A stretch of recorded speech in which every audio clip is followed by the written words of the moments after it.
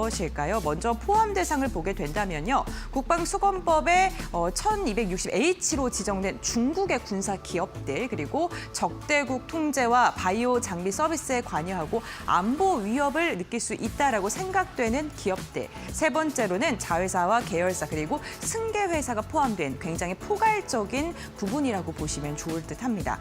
적용 시점을 보게 되면은 특정 우려 기업 같은 경우에는 60일 후에 적용이 되고, 그리고 기타 우려 기업은 90일 후, 기존에 계약을 하고 있는 사람들은 최대 5년으로 즉시 시행이 되는 건 아니고요. 단계적으로 퇴출 단계에 들어갔다라고 봐주시면 좋을 것 같습니다. 중국 바이오 관련된 기업들, 그렇다면 어디까지 영향을 받을지 보게 되면요. 즉각적으로 영향받는 곳이 있고 단계적으로 영향을 받는 곳이 있습니다. BGI 그룹과 그리고 MGI 테크인데요. 유전체 분석과 관련된 기업들은요. 이미 1260H에 포함되어 있기 때문에 즉각적으로 제재안을 이렇게 들어갈 수 있는 그러한 기업이라고 보시면 될 것 같고요. 우시앱텍 같은 경우에는 가능성이 거론되고 있기 때문에 단계적 영향입니다. 그래서 가장 먼저 영향을 받을 것으로 보이는 산업은 바이오 그 안에서도 유전체와 관련된 기업들이고, 그 다음으로 CDMO가 영향을 받을 것으로 보입니다. 여기서 중요한 건 지금 중국의 바이오 기업들의 무려 80%에 육박한 기업들이 중국 CDMO 산업에 의존을 하고 있다는 것입니다. 특히나 글로벌 빅파마들이 자체적인 생산을 감소를 시키고 아웃소싱, 그러니까 그 의료와 관련된 약물들을 대리로 맡겨서 위탁 생산하는 그러한 전략을 지금 지속적으로 펼쳐오고 있고요. 대부분을 중국에 의존을 하고 있는 상황입니다. 그런데 이번 사태로 인해서 중국이 만약에 배제하게 되면 당연히 대체 공급처가 필수적으로 필요할 수 있고요. 그러한 여러 국가 가운데 거론되는 게 우리나라다라고 보시면 좋을 것 같고요.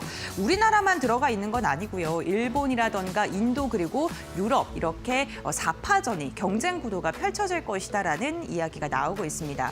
관건은요, 품질이 얼마나 좋게 구현을 할 수 있는지, 그리고 공장의 규모가 얼만큼인지 믿을 수 있는지, 이 세 가지가 될 것 같은데, 이렇게 4개의 국가 중에 과연 어떠한 국가가 승기를 잡을 수 있을지도 살펴보셔야 될 것 같습니다.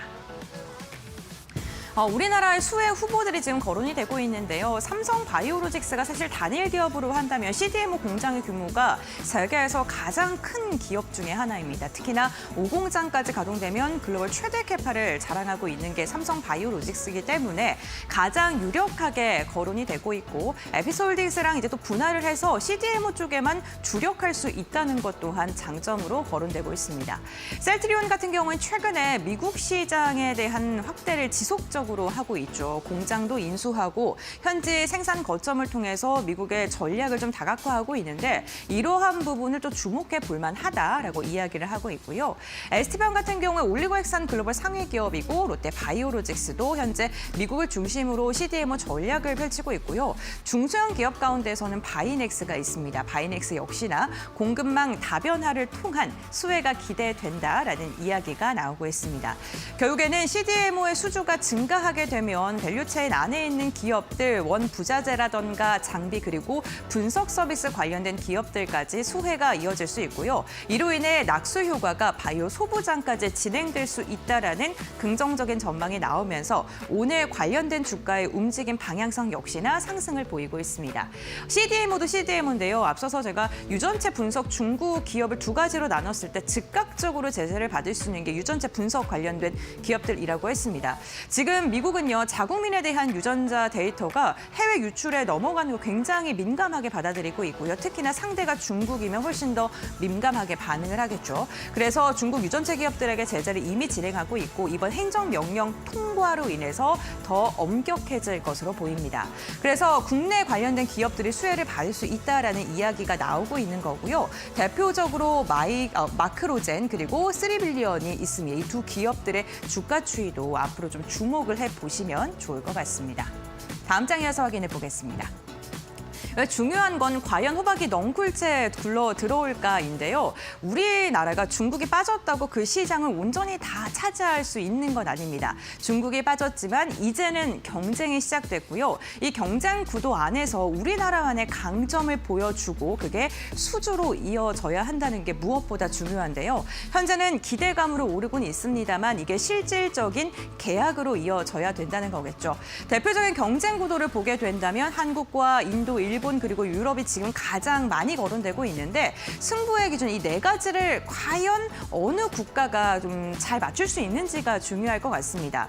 먼저 우리나라를 보게 된다면 캐파 그러니까 공장의 규모를 보게 된다면요. 삼성바이오로직스가 단일 기업 중에서는 가장 큰 규모를 갖고 있고 지속적으로 증설과 그에 대응할 수 있는 능력을 갖추고 있다는 거고요. 규제 신뢰 같은 경우에는 이 네 가지 국가를 비교를 하게 됐을 때 인도를 제외하고는 한국과 일본, 유럽 좀 비슷한 상황이라고 보시면 좋을 것 같습니다. 품질 같은 경우에는 유럽이 가장 강국이겠죠. 론자라던가 그리고 베링거 잉걸하임과 같이 그런 굉장히 굵직굵직한 기업력을 갖추고 있는 기업들이 많기 때문에 유럽이라는 게 있지만 캐파적인 부분에서 우리나라가 조금 더 앞서고 있다는 점이고요. 현재 대응 능력 같은 경우에 지금 4개 국가 모두 다 발빠르게 대응하고 있지만 이 부분에 대해서도 인도 쪽이 조금은 부족하지 않나라는 이야기가 나오고 있습니다. 특히나 지금 미국이 중국의 대체로 지금 인도를 많이 거론하고 있고 인도와의 계약 관계라든가 이런 게 있긴 합니다만 아직까지는 이 부분에 있어서는 인도가 한 발짝 좀 뒤에 있다라는 평가가 나오고 있습니다. 우리나라가 이러한 네 가지 승부 기준을 다른 국가보다 훨씬 더 압도적으로 가져가야지 승기를 쟁취할 수 있고요. 이러한 부분 기억하시면서 관련된 기사 나오시면 좀 꼼꼼하게 체크를 해보시면 좋을 것 같습니다.